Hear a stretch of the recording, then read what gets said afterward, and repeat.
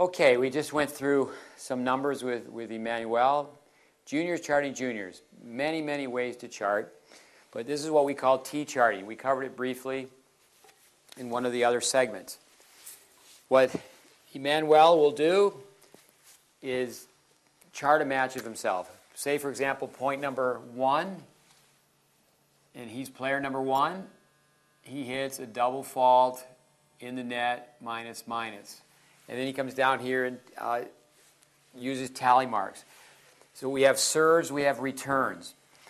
Under the serve, we have ace, first serve, second serve, double fault, serve and volley. If he were returning, we have winner, unforced errors, a plus is strong, a minus is weak, IP's in play.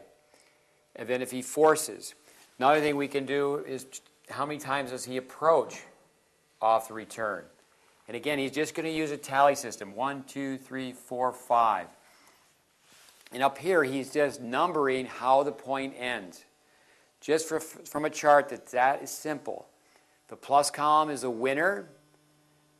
The minus is an unforced error. Say, for example, on the second point,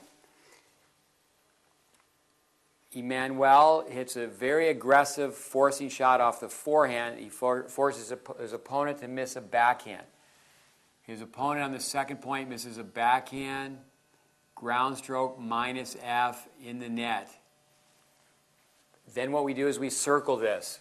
So even though the last ball hit was hit by his opponent, we circle it because it later would go in his plus column. We want him to know the number of unforced errors. We want him to know how many points he forces. We want him to know what his plus minus was. One last thing is very important that just for Emmanuel is he missed 18 ground strokes. We want to know, so he's going to be using the term N for hitting the ball in the net. Okay? It could be long, wide left, and then wide right.